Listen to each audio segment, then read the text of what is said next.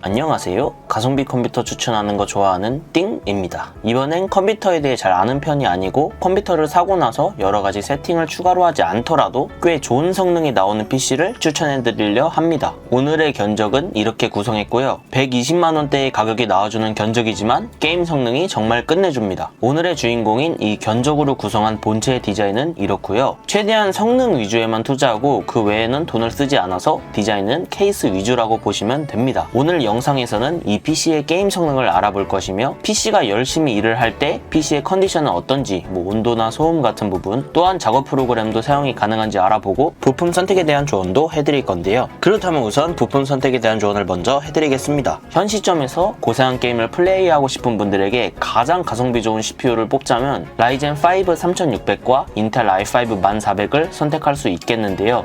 이번 영상은 라이젠 3600과 인텔 i5 1400의 집중 비교 리뷰 이런 건 아니기 때문에 너무 자세한 설명은 넘기고 간략하게 설명하자면 두 CPU의 성능은 거의 비슷하며 컴퓨터를 좀 다룰 줄 아는 분들은 라이젠 3600을 선호하는 편이고 컴퓨터를 잘 다루지 못하는 분들은 인텔 i5 1400을 선호하는 편입니다. 오늘 저는 커말모 분들에게 초점을 맞춘 영상이기 때문에 i5 1400으로 선택을 해봤습니다. 라이젠에도 관심이 많으신 분이라면 저는 AMD 제품도 많이 리뷰하는 사람이기 때문에 제 채널에서 구경하실 수 있습니다. 오늘 진행하는 견적과 성능이 거의 비슷하고 CPU가 라이젠 3600으로 바뀐 견적이 이 영상에 있습니다. 참고로 오늘 진행하는 영상은 아무런 부품 광고가 없으며 모든 부품 선택은 전부 제가 자유롭게 선택해서 넣었습니다. 아무튼 CPU 다음으로 메인보드는 ASUS 프라임 H410으로 선택했으며 i5 1400을 어떤 상황에서도 버텨줄 수 있는지 극한 테스트를 진행하여 전부 확인을 해봤으며 테스트 결과는 이따 확인할 수 있게 올려드렸습니다. 컴퓨터가 당장 필요한 분이 아니라면 H410 보드 중에서 MSI께 꽤 잘 나올 것으로 기대되는데 이게 출시가 언제 되는지 한번 기다려보셔도 좋을 것 같습니다. 댓글에 저한테 물어보셔도 좋습니다. MSI 거 H410 보드 출시했나요? ASUS 거로 갈까요? MSI로 갈까요? 이런 식으로 물어보시면 될 것 같아요. 메모리는 표준으로 가장 많이 선택되는 삼성전자의 DDR4 2666 8기가 2장으로 선택했습니다. SSD는 여러가지 선택 방식이 있는데 우선 가장 좋은 품질의 SSD는 삼성의 제품이며 예산이 충분한 분들에게는 강력하게 추천드리지만 꽤 비싼 가격이 부담스럽기 때문에 가성비 선택 방안은 마이크론과 웬디가 있습니다. 둘 다 워낙 인기가 많은 SSD지만 둘 중에서 저는 불량률이 소폭 더 낮기 때문에 웬디 블루 제품을 추천해드리는 편입니다. SSD 용량은 보통 500기가를 많이 쓰는데요. 게임 한두 개만 깔고 용량을 그닥 많이 쓰지 않는 분들은 250기가로 내리셔도 되고 게임과 자료를 엄청나게 많이 설치하는 분들은 1테라로 올리시거나 하드디스크를 추가하는 편입니다. 도무지 용량을 어떻게 잡아야 할지 모르겠다면 인터넷에 용도를 말하고 조언을 구하셔도 되고 저한테 직접 어떤 용도로 사용할 건데 어떻게 가는 게 좋을까요? 이렇게 여쭤보셔도 됩니다. 그리고 케이스는 미니타워 사이즈 중에서 강력한 녀석인 미 미니 맥스를 선택했는데 쿨링이 좋은 편이고 디자인도 좋습니다. 이게 마음에 들지 않다면 원하는 스타일을 추천해달라고 저한테 댓글로 부탁하셔도 됩니다. 파워는 작년에 많이 뜬 가성비 제품인 쿨러마스터 MWA 화이트 650W를 선택했습니다. 파워를 넉넉하게 가는 요즘 트렌드에 맞춰서 650W를 선택했지만 돈을 아끼시려면 600W로 가도 상관없으니 걱정 안 하셔도 됩니다. 마지막으로 그래픽카드는 i5 1400에서 선택할 수 있는 한계점에 있는 RTX 2070 슈퍼를 선택했으며 모델은 조텍 AMP로 선택했습니다. 2070 슈퍼 중에서 가격이 저렴한 편에 속하며 디자인은 슬림한데 온도가 잘 잡혀서 제가 직접 사용하고 있는 그래픽카드입니다. 돈이 더 들더라도 온도가 더 낮은 제품을 사용하고 싶다면 갤럭시 제품으로 바꾸셔서 가셔도 좋습니다. 본체를 이렇게 구성하였을 때 가격이 125만원 정도가 나와주는데 부품만 구매했을 때는 이 가격이 나와주지만 조립을 직접 못해서 업체에서 조립을 부탁하는 분들은 5만원 정도가 더 추가될 거고 윈도우 정품이 없는 분들은 일반 사용자가 가장 많이 구매하는 윈도우 10 홈 처음 사용자용이 지금 18만원 정도 하니 윈도우 정품을 구매하는 분들은 18만원도 추가될 겁니다. 부품 선택에 대한 추가적인 조언은 모두 해드렸으니 이제 이렇게 구성한 PC의 게임 성능을 알아볼까요? 게임 성능 벤치마크는 저사양, 중급사양, 고사양, 초고사양 모두 준비했으며 우선 저사양급 게임은 2개를 준비했는데요. 저사양 게임 중에서 대표 자리에 있는 게임이죠. 리그 오브 레전드입니다. 이 게임은 너무 당연하게도 풀업으로 맞춰줘도 렉이 걸리는 느낌이 전혀 들지 않는 수준입니다. 있습니다. 한타에서도 단 하나의 끊김조차 없기 때문에 성능적인 부분에서 전혀 걱정은 없을 것 같습니다. 두 번째 저세한 게임은 요즘 떠오르는 신작 FPS 게임인 발로란트입니다. 발로란트 옵션도 프로브로 맞춰졌고 극한의 상황에서도 144프레임을 완벽 방어해서 역시나 하나의 끊김조차 느껴지지 않았습니다. 발로란트 재밌더라고요.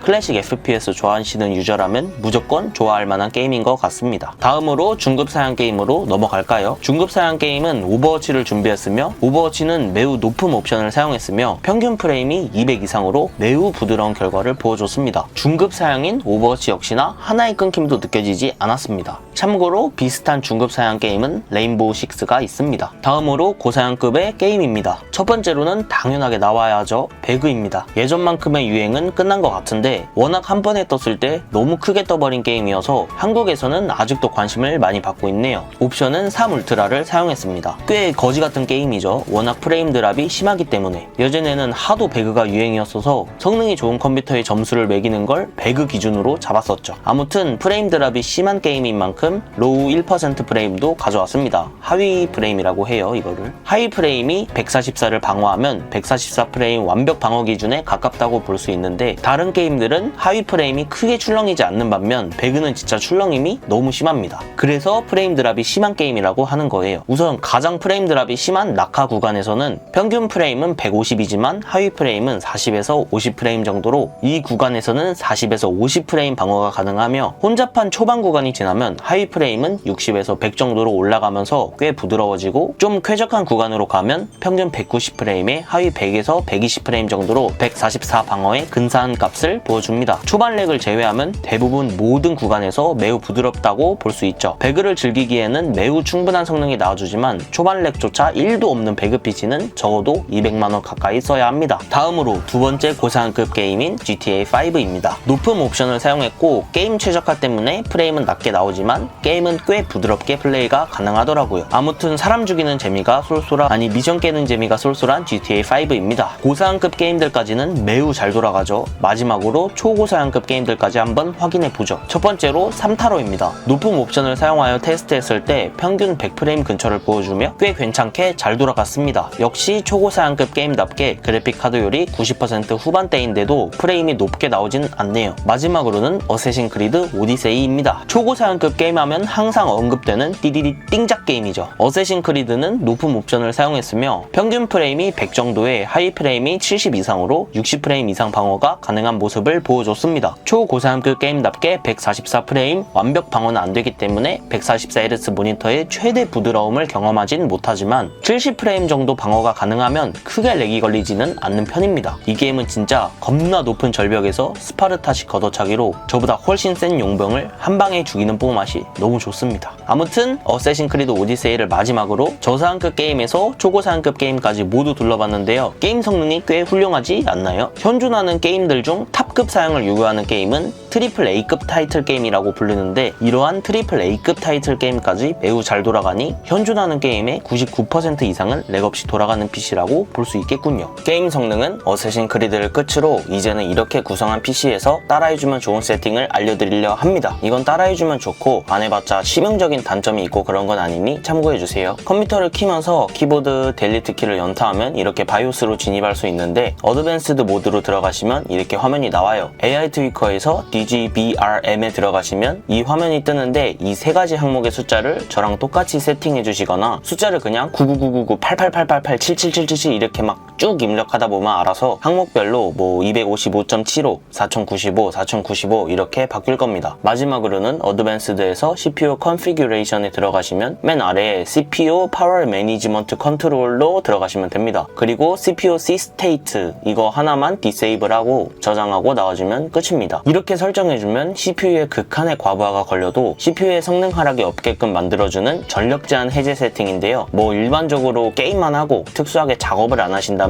굳이 안 하셔도 되는 설정입니다. 아무튼 이 전력 제한 해제를 통해서 영상 작업 프로그램을 사용했을 때 CPU에 과부하가 많이 들어가는데도 성능 유지가 100% 가능하게끔 만들어줬으니 컴퓨터에 꽤 과부하가 많이 들어가는 영상 편집 프로그램인 프리미어 프로를 통해서 테스트를 해봤습니다. 4K 작업물을 했을 때는 좀 끊기는 편이고 트랜지션이나 이펙트를 많이 넣으면 정말 많이 끊기고요. 컷 편집 정도는 진행할 수 있습니다. 가끔 4K 영상 작업을 매우 만만하게 보시는 분들이 있는데 정말 비싼 컴퓨터를 사용해도 많이 끊기는 편입니다. 아무튼 4K 말고 FHD 작업에서는 프리뷰도 잘 나오고 꽤 부드럽게 잘 돌아갔습니다. 성능적인 부분은 여기서 모두 끝입니다. 마지막으로는 중요한 부품들의 온도에 대해서 알아봅시다. CPU, 메인보드 전원부, 그래픽카드의 온도를 체크해봤습니다. CPU 온도는 실사용 환경에서 가장 부하가 많이 들어가는 작업 프로그램 사용 시에는 최대 80도를 달성했고 4K 영상 인코딩 기준이고요. FHD 영상 인코딩은 73도밖에 안 됐어요. 게임 기준으로는 웬만한 게임들보다 부하가 많이 들어가는 어쌔신 크리드 오디세이에서 최대 70도를 달성했습니다. 그 외에 다른 게임 통합적으로 나온 최대 온도는 67도였고요. 그리고 이건 실사용에 들어가는 수준과는 거리가 먼 꽤 심한 편인 과부하를 넣는 프로그램인 프라임 95인데 여기서는 최대 97도를 달성했습니다. 컴퓨터를 잘 모르시는 분들은 프라임 95 과부하 온도는 보고 무시하거나 넘기시면 됩니다. 아무튼 인텔 기본 쿨러의 성능은 안 좋은 편인데요. i5 1400과 사용했을 때 실사용 온도는 커버가 가능하군요. 보통 하드한 사용자분들이면 실사용 상황에서 CPU 온도를 90도 이하로 사용하는 편이고 노멀한 사용자분들은 CPU 온도를 85도 이하로 사용을 권장하는 편입니다. 그래픽카드 온도도 매우 중요하죠. 3D마크 파이어스트라이크에서는 71도가 나왔으며 과부하가 좀 더 많이 들어가는 슈퍼포지션 벤치마크에서는 최대 72도가 나왔습니다. 그래픽카드 온도 역시나 가격 생각하면 잘 잡히는 편입니다. 그래픽카드 온도는 80도 이하 사용을 권장하는 편이고요. 마지막으로는 메인보드 전원부 온도도 매우 중요한데요. 어쌔신 크리드에서는 최대 45도, 프리미어 4K 작업에서는 최대 51도, 프라임 95 스트레스 테스트에서는 71도로 뭔 짓을 해도 전원부 온도가 i5 1400을 버텨내기 충분했습니다. 프라임 95 테스트는 컴퓨터 실제 사용 시보다 훨씬 과부하가 많이 들어갔는데도 CPU는 아까 온도를 못 버텼지만 메인보드 전원부는 온도를 버텨내네요. 전원부 품질마다 다르지만 메인보드 전원부 온도는 95도에서 105도 이상으로 올라가면 수명에 좋지 않습니다. 이제 준비한 모든 테스트는 여기까지이며 저는 커말못 분들이 봤을 때 다소 어려워할 만한 PC를 자주 구성했기 때문에 언젠가는 꼭 누구나 편하게 참고할 수 있는 PC 영상을 만들려고 했는데 이번 기회에 잘 진행된 것 같네요. 아무튼 이번 영상에서 구성한 PC는 가격 대비 매우 훌륭한 성능이 나와주는 PC라고 생각합니다. 마지막으로 저는 직접 컴퓨터를 판매하진 않고 리뷰만 하기 때문에 저를 통해서 컴퓨터를 꼭 구매하고 싶다는 분들한테는 저 대신에 영재 컴퓨터를 추천해드리겠습니다. 매니아층에서는 매우 유명한 곳이기도 하고요. 제가 리뷰에 도움이 필요할 때 항상 도와주는 곳이기도 합니다. 카톡 아이디 DIGIJI로 연락하셔도 좋고요. 카톡 안 쓰시는 분들은 네이버에 영재 컴퓨터 검색해도 나와요. 이번 영상은 여기까지입니다. 가성비 컴퓨터 하면 제 채널인 거 아시죠? 영상이 재밌었고 도움이 되었으면 구독과 알림 설정 좀 부탁드립니다. 띵! 이었습니다.